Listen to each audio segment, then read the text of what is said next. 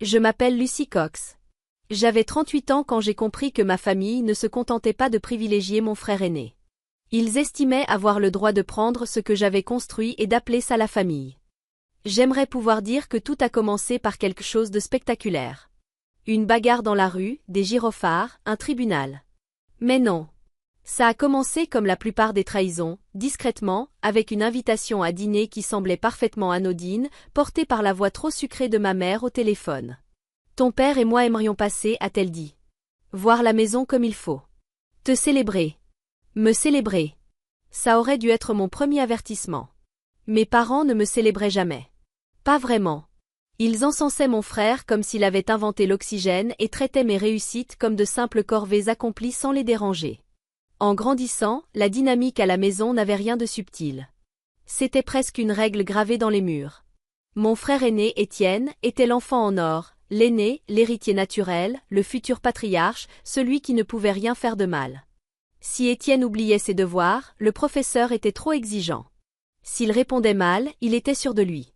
S'il cassait quelque chose, c'était un accident. Si moi je faisais la moindre de ces choses, j'étais égoïste, irrespectueuse, dramatique, un problème. Mes parents ne faisaient même pas semblant d'être justes. Ils parlaient d'Étienne héritant de la maison familiale juste devant moi, comme si j'étais une cousine éloignée venue pour les fêtes. Étienne perpétuera le nom de la famille, disait mon père en se redressant, comme s'il annonçait une lignée royale. Et Lucie, ajoutait ma mère avec un sourire censé être flatteur, elle est indépendante.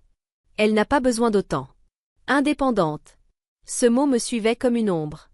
Ce n'était pas un compliment. C'était une excuse pour justifier l'abandon. Étienne avait la plus grande chambre. Étienne a reçu une voiture pour ses 16 ans, payé comptant, comme si ce n'était rien. Étienne est allé à l'université avec tout payé, frais de scolarité, logement, même de l'argent glissé dans des cartes d'anniversaire. Moi, j'ai eu des prêts étudiants et un petit boulot. Moi, j'ai eu droit à « tu apprécieras davantage comme ça ». J'ai appris très tôt que si je voulais quelque chose, je devais l'obtenir 2 fois. Une fois pour l'argent. Et une fois pour avoir le droit d'exister sans être critiqué. À l'âge adulte, le favoritisme n'était plus une blessure d'enfance. C'était devenu un mode de vie. Quand Étienne a épousé sa femme, Laurence, mes parents leur ont offert 30 000 € pour l'apport de leur maison. Ils ont organisé une fête. Champagne, discours, photos publiées partout comme s'ils avaient accompli quelque chose d'héroïque. 4 ans plus tard, quand je leur ai demandé s'ils pouvaient m'aider de la même manière, mon père s'est adossé à sa chaise et m'a fait la leçon sur la responsabilité financière. Tu ne peux pas compter sur les autres, Lucie, a-t-il dit, comme s'il n'avait pas signé un chèque capable de changer la vie d'Étienne. Alors je n'ai compté sur personne. J'ai travaillé dur. Le genre de travail qui te laisse les épaules crispées en permanence et l'esprit en ébullition à 2 heures du matin. Je restais tard. Je passais des certifications le soir. Je prenais des projets supplémentaires le week-end. 15 ans de semaine à 60 heures et d'économies agressives. J'ai renoncé aux vacances. J'ai renoncé au brunch. J'ai renoncé à tout ce qui n'était pas indispensable parce que je voulais construire quelque chose qu'on ne pourrait pas me prendre. Et quand j'ai enfin acheté ma maison, j'ai eu l'impression d'entrer dans une vie que je n'avais vue jusque-là qu'à travers les fenêtres des autres. 3 chambres, dans un quartier que j'aimais vraiment. La maison avait besoin de travaux, mais ça ne me dérangeait pas. Je voulais m'y investir entièrement. J'ai rénové les parquets jusqu'à ce qu'ils brillent comme du miel. J'ai refait la cuisine. J'ai transformé le garage en salle de sport. Chaque recoin de cette maison devenait la preuve de quelque chose que je n'avais jamais eu le droit de ressentir. La fierté. Mon nom était sur l'acte de propriété. Mon argent l'avait payé. Mes règles y vivaient. Pour la première fois de ma vie, je me sentais en sécurité. C'est pour ça que ce qui s'est passé ensuite m'a semblé irréel, comme si quelqu'un te saisissait le cœur pour le tordre. 2 mois après mon emménagement, mes parents sont venus dîner. Mon compagnon, Caleb, avait proposé de rester, mais je lui ai dit que ce n'était pas nécessaire. Je voulais, stupidement, croire que mes parents pourraient voir ce que j'avais construit et être fiers de moi pour une fois.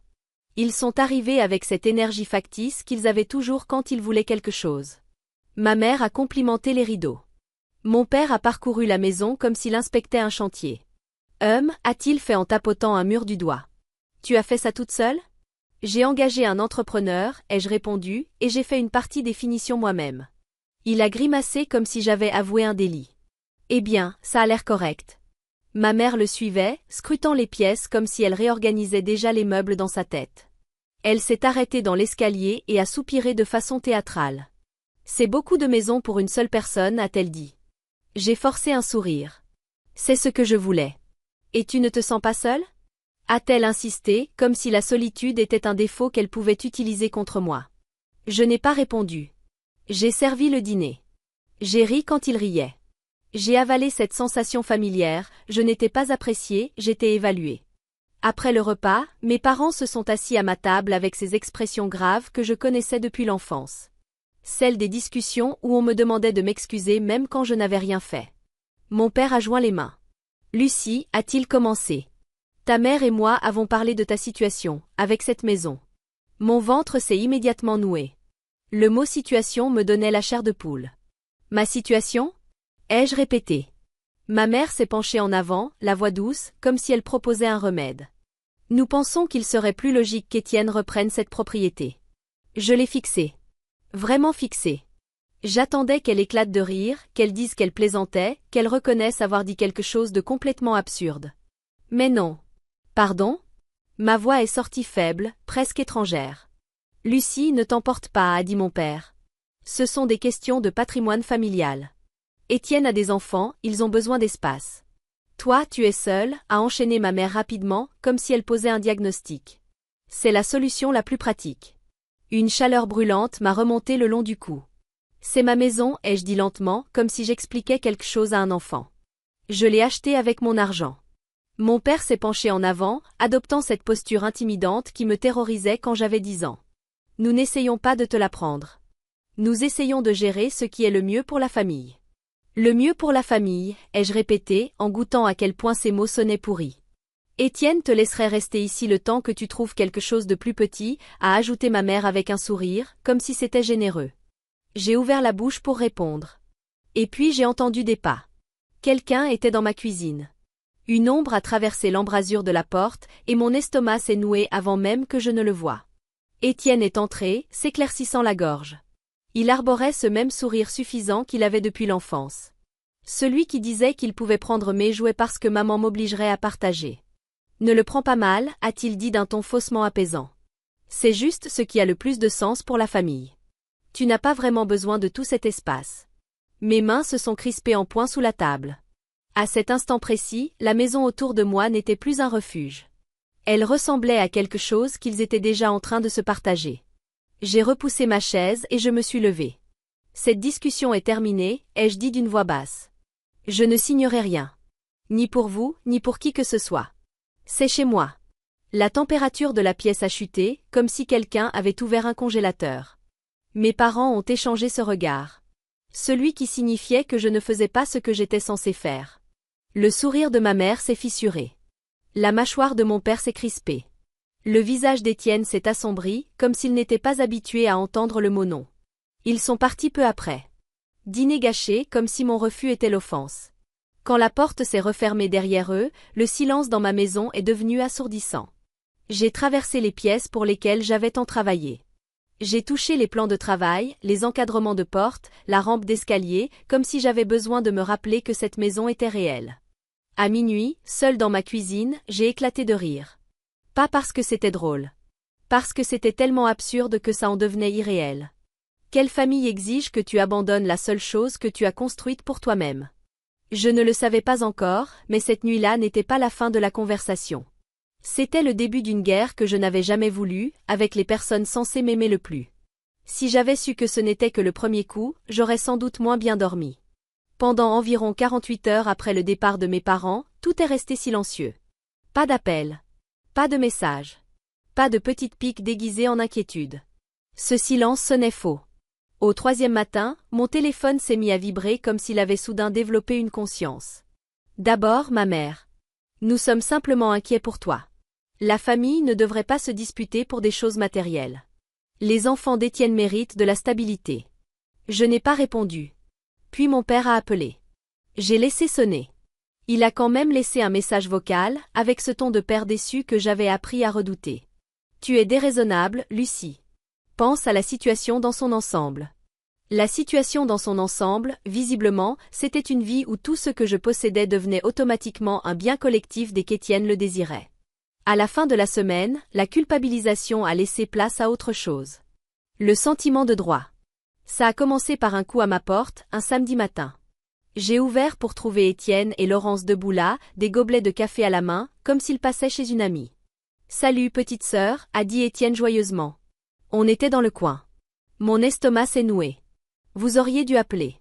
Laurence a souri trop largement. On ne voulait pas te déranger. Ils sont entrés sans attendre d'invitation. Laurence a immédiatement commencé à regarder autour d'elle, ses yeux passant d'un mur à l'autre. Tu sais, a-t-elle dit en tapotant le mur du salon, ça pourrait vraiment s'ouvrir si tu abattais ça. Je l'ai fixé. Ce n'est pas ta maison. Elle a ri doucement. Bien sûr que non. Je réfléchissais juste à l'avenir. Étienne a hoché la tête comme si tout était déjà décidé. On referait probablement la cuisine aussi. Les enfants ont besoin d'espace. Je suis restée figée, avec l'impression d'être entrée dans ma propre maison pour y trouver des étrangers en train de la redécorer mentalement. Je vous l'ai déjà dit, ai-je répondu. Ça n'arrivera pas. Ils ont hoché la tête et souri. Comme des adultes qui sourient à un enfant en pleine crise. On comprend que tu sois attachée, a dit Laurence. Le changement, c'est difficile. Après leur départ, j'ai appelé mon compagnon, Caleb. Ça devient bizarre, lui ai-je dit. Bizarre? Lucie, c'est carrément intrusif. Caleb avait été là assez longtemps pour voir le favoritisme, mais même lui semblait choqué par leur audace. Change les serrures, m'a-t-il conseillé. Et arrête de te justifier. J'aurais dû l'écouter plus tôt. La fois suivante, ils n'ont même pas frappé. Je suis rentrée des courses pour trouver le SUV d'Étienne garé dans mon allée. Mon cœur s'est mis à battre la chamade avant même que j'atteigne la porte. Ils avaient utilisé le double des clés. Laurence était dans ma cuisine, en train de réorganiser mon plan de travail comme si elle était chez elle. Les enfants d'Étienne couraient partout dans la maison, chaussures aux pieds, rebondissant contre les meubles. « Salut », a lancé Étienne d'un ton détendu. « Tu avais laissé une clé dehors. Pas très sécurisée. » Un jour, je suis rentrée chez moi et j'ai trouvé une de mes caméras de sécurité inclinée vers le haut, volontairement pointée vers le ciel. J'ai déposé un signalement.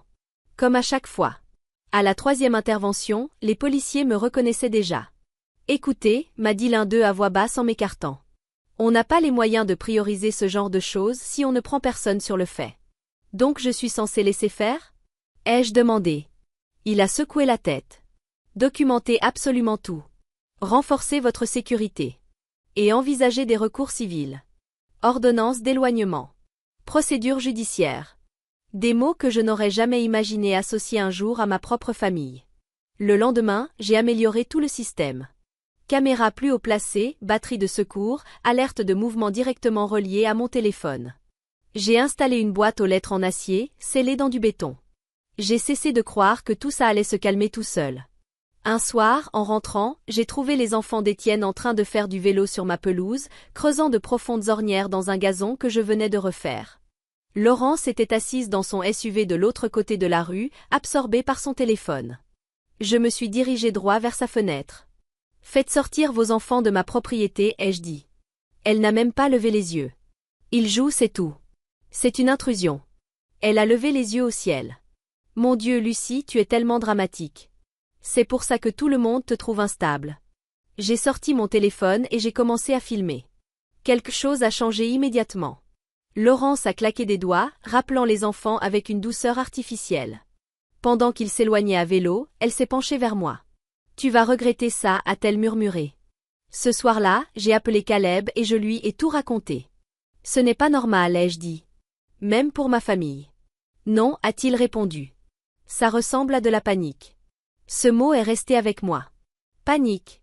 Étienne avait toujours été sûr de lui, convaincu que tout lui était dû. Mais là, c'était différent. Désespéré. Comme quelqu'un en train de se noyer, qui s'agrippe à tout ce qui passe. J'ai commencé à observer de plus près. Ses réseaux sociaux racontaient une histoire bien différente de son assurance affichée. Des vacances dont il se vantait avaient soudain disparu, sans explication. Leur aîné avait quitté une école privée pour le public en cours d'année. Laurence avait cessé de publier quoi que ce soit sur son travail dans l'agence immobilière. Quelque chose ne collait pas. Puis ma banque a appelé. Nous vérifions des informations concernant une demande de refinancement liée à votre bien immobilier, a dit la conseillère. Je n'ai rien demandé, ai-je répondu. Il existe une demande mentionnant votre maison comme garantie secondaire. Mon estomac s'est noué. C'est impossible. Je suis l'unique propriétaire. Justement. C'est pour cela que le dossier a été bloqué. La demande a été déposée par vos parents. J'ai eu la nausée. Après avoir raccroché, j'ai appelé Caleb. Puis mon amie Marissa, dont le cousin travaillait au service des archives foncières du département. 2 jours plus tard, Marissa est arrivée chez moi avec un dossier. Ce que j'ai vu à l'intérieur a tout changé. La maison de mes parents avait été refinancée 3 fois au cours des 10 dernières années. Chaque opération correspondait exactement à l'un des projets professionnels d'Étienne. Tous avaient échoué. Discrètement. Une entreprise de construction. Un groupe d'investissement immobilier. Un bar sportif qui n'avait même pas tenu 1 an. À chaque fois, mes parents avaient masqué l'échec en retirant encore plus de liquidités de leur maison. Ils avaient maintenant 6 mois de retard de paiement. Une procédure de saisie était déjà en cours. Mais ce n'était pas le pire. Ils avaient tenté de créer un faux patrimoine familial. Un document antidaté, notarié, listant ma maison comme faisant partie de leurs actifs. Ma signature, grossièrement imitée, apparaissait comme celle d'une administratrice. La signature de Laurence figurait comme témoin. Ils ne s'étaient pas contentés de me mettre la pression. Ils avaient essayé de me voler ma maison en secret. Je suis restée assise à ma table de cuisine, les papiers devant moi, les mains tremblantes. Chaque culpabilisation. Chaque visite surprise. Chaque menace. Ce n'était pas une histoire de famille. C'était une question de survie. Le lendemain matin, j'ai contacté une avocate spécialisée dans la fraude immobilière. Elle a tout examiné avec attention. Il s'agit d'une tentative de fraude bancaire, a-t-elle dit. Falsification de signature. Usurpation d'identité. Nous avons plusieurs options. Que se passe-t-il si je porte plainte? Ai-je demandé. Les conséquences pourraient être très graves. La prison n'est pas exclue. J'ai pensé à mes parents. À leur visage. À leur voix. Puis à ma maison, à ma voiture, à ma santé mentale. Préparez tout, ai-je dit. Mais ne lancez rien pour l'instant. Je voulais une chose avant tout, que la vérité soit exposée. Parce que quoi qu'il arrive ensuite, il ne contrôlerait plus jamais le récit. Étienne est arrivé 3 jours plus tard. Je l'ai su avant même qu'il n'atteigne le perron. Mon téléphone a vibré. Détection de mouvement. Caméra avant. J'ai ouvert la porte avant qu'il ne frappe. Audacieux, ai-je dit calmement, vu que j'ai déjà des signalements de police avec ton nom dessus. Il a cligné des yeux, clairement pris de court. Il faut qu'on parle. Non, ai-je répondu. Tu veux parler? Moi non. Il a tenté de passer. Je lui ai barré le passage. Ce n'est plus une affaire de famille. Tout passe par mon avocate. Son visage s'est durci. Tu as engagé une avocate? Sérieusement, Lucie, tu exagères complètement. J'ai souri pour la première fois depuis le début de ce cauchemar. Vous avez essayé d'utiliser ma maison comme garantie sans mon consentement. C'est une fraude. Et vous avez falsifié ma signature. Pour la première fois, j'ai vu la peur traverser son regard. Ce n'était que de la paperasse, a-t-il marmonné. Papa s'en est occupé. J'en ai des copies. Et la banque a des questions. Il a reculé sans dire un mot de plus. Cet après-midi-là, mon avocate a envoyé des lettres officielles de mise en demeure à mes parents, à Étienne, à Laurence et à ma tante, qui prétendaient vouloir apaiser la situation. Les lettres étaient détaillées, froides, cliniques. Chaque incident. Chaque preuve. La réaction a été immédiate. J'ai senti quelque chose se briser dans ma poitrine. Sortez. Ma voix tremblait. Laurence a froncé les sourcils. Lucie, ce ne sont que des enfants. À cet instant, l'un d'eux a heurté ma table basse. Un cadre photo est tombé. Le verre s'est fissuré. Les enfants resteront des enfants, a dit Étienne en haussant les épaules. Je me suis dirigé droit vers la porte, j'ai soulevé la pierre près du perron, attrapé le double des clés et les brandis devant eux. Vous n'utiliserez plus jamais cette clé. Ils sont partis agacés comme si j'étais le problème. Cet après-midi-là, Caleb est venu et m'a aidé à changer les serrures. Ce n'est pas un comportement familial, a-t-il dit en serrant un boulon. Ce sont des gens qui testent jusqu'où ils peuvent aller. C'est à ce moment-là que j'ai installé des caméras de sécurité. Porte d'entrée, porte arrière, allée. Je détestais en arriver là, mais je détestais encore plus me sentir en danger chez moi. Pendant un temps, les caméras sont restées silencieuses. Puis les messages ont commencé. Tu es en train de déchirer la famille. Ton frère ne te ferait jamais ça. Tu es égoïste, a ajouté ma tante. Puis un cousin. Tout le monde avait un avis.